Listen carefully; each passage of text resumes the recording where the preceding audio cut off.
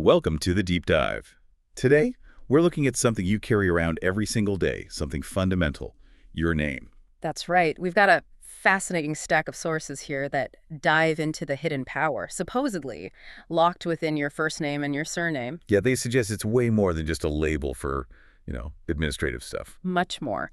The materials lay out this really complex framework. They actually call it a blueprint for your life path.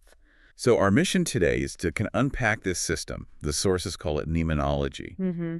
And they pitch it as a revolutionary science of naming, one that can influence everything, really, career, relationships. It's a big claim. And we should say up front, the sources acknowledge this too, that the whole idea, well, it can sound a bit out there, that your name holds predictive power. Right, instant skepticism might kick in for a lot of people listening. Exactly.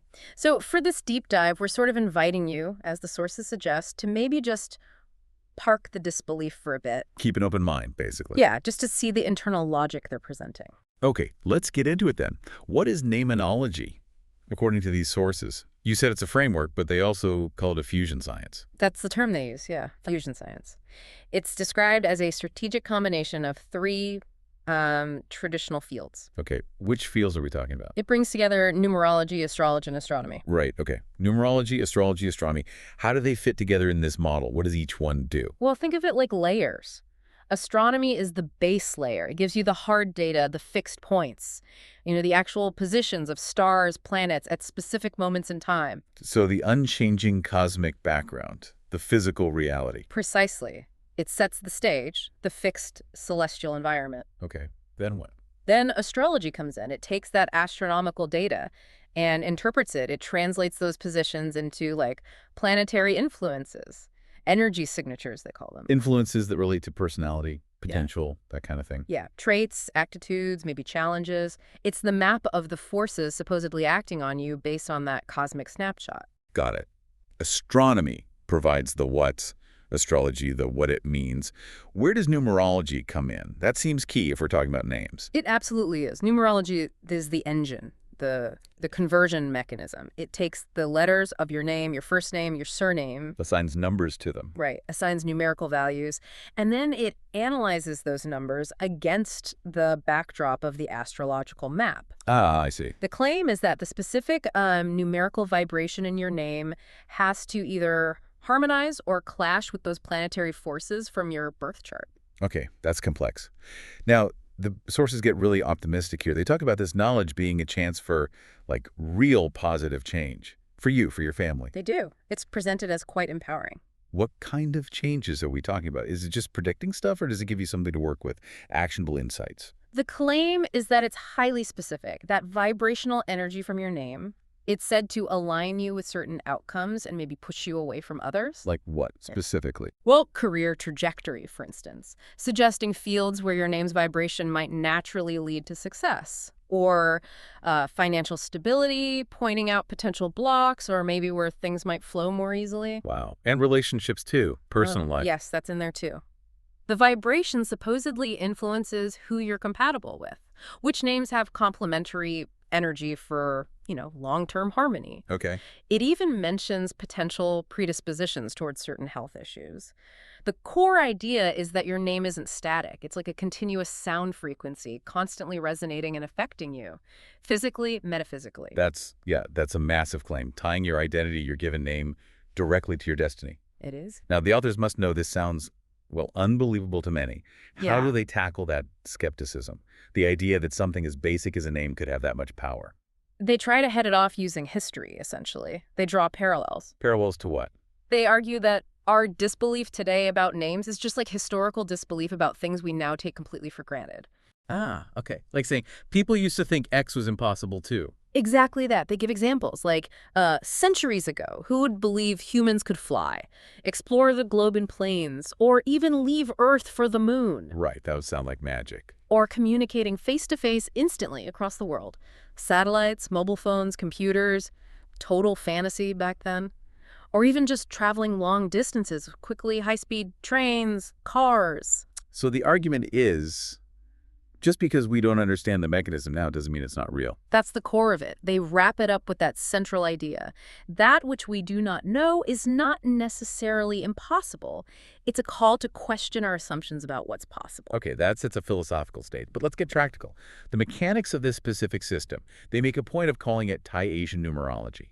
Why? Why the regional label isn't numerology, just numerology? Well, according to these sources, that distinction is critical. They argue it's key to the system's accuracy. How so? They say that while the principles of numbers might be universal, how you apply them needs to be specific, culturally, linguistically specific. So Thai-Asian numerology is tailored. Exactly. Tailored for the science of numbers and naming within that specific traditional context. They claim it's grounded in principles of cause and effect that can be substantiated within that framework. What makes it different in practice? Is it the numbers they use, the planets they focus on? It seems to be about the interpretation steps. The sources suggest that different traditions, maybe developed over time, came up with slightly peculiar views on critical points. Peculiar views? Yeah, maybe based on local ways of seeing the stars or just how their language structured things.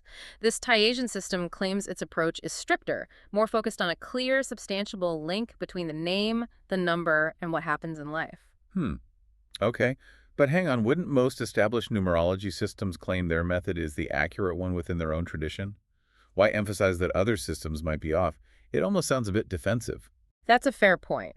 It might stem from their emphasis on wanting to be seen as, well, almost scientific in their accuracy. The materials explicitly state that other versions exist globally, but their accuracy can vary wildly. And they blame this variation on what?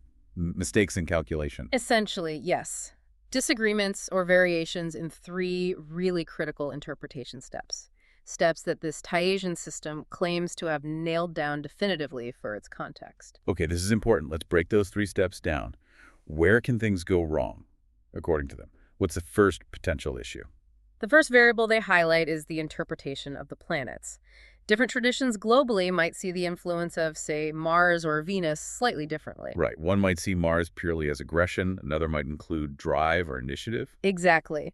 The Thai-Asian system uses a specific historical framework to define what each planet means energetically.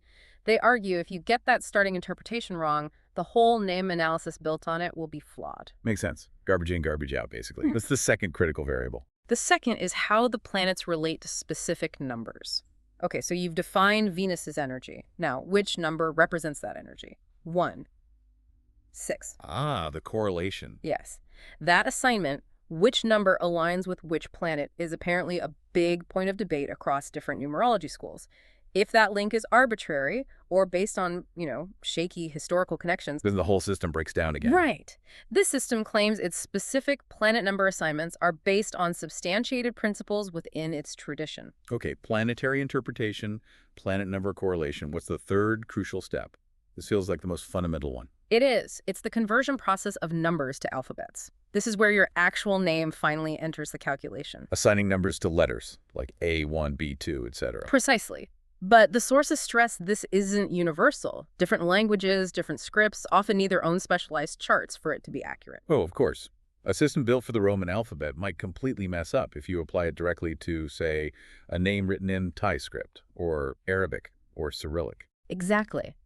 The Thai-Asian system, by focusing regionally, claims to use a distinct, highly standardized conversion chart, one that ensures the correct vibrational numbers are pulled from the actual spelling of the name within that linguistic context. That really highlights the regional claim. If that first translation layer, the alphabet to number part, is wrong for the name you're analyzing, everything that follows is basically meaningless calculation. That's their argument. They're pushing for precision across all 3 stages: the planetary meaning, the number linkage, and that initial name-to-number conversion. Okay, so zooming out again. The big picture here, according to the sources, is that most of us are just unaware. We don't know, or maybe just don't believe, that our names carry this kind of weight. Yes, they describe it as a major knowledge gap, which I suppose is why materials like these are created to try and bridge that gap. It's presented almost like discovering a hidden force that's been acting on you all along. Kind of, yeah. The goal seems to be disseminating this science, as they call it, so people can gain a new tool for understanding themselves, maybe even for making adjustments. So once you have this information about the fusion science, the Thai-Asian specifics, the potential pitfalls, Yeah. what do the sources suggest you do? It can't just be passive listening, right? No, definitely not. The key action they recommend is personal engagement, direct analysis. Analyzing your own name. Your own name, names of people you know, they really encourage you to approach this openly, even if it feels unfamiliar, and just try it. Do the analysis based on their principles. And the idea is that you'll see the patterns yourself. That seems to be the belief, that once you start looking for the correlations, the cause and effect they talk about, the data as they see it will speak for itself. That practical application is what might turn skepticism into actual interest. Interesting. Moving from just hearing about it to actually testing it personally. Yeah. Okay, let's try and sum up this Namenology system as presented in our sources. Okay. So, at its heart, it's presented as a distinct science. It fuses astronomy's fixed data, astrology's interpretations, and numerology's conversion power. Right. It specifically highlights its Thai-Asian roots, claiming this regional focus gives it superior accuracy because it standardizes those three key steps: planet interpretation, number correlation, and alphabet conversion. And the fundamental premise underlying all of it. Is that your name isn't just a tag, it's a powerful, resonant frequency, a vibration that significantly shapes your life path, whether you realize it or not. So things we might just write off as luck or personality or circumstance, career struggles, relationship dynamics this system suggests could actually be rooted in the numbers hidden in your name. That's a lot to think about. It really is. And connecting it back to that idea of perception and belief, the sources leave us with a final thought, a really potent one. Change your thoughts and you change your world. Food for thought, indeed. Whether you're convinced by the fusion of stars, numbers, and letters or not, maybe exploring how names are viewed in different traditions could be interesting on its own. Thank you for joining us for this deep dive. Until next time.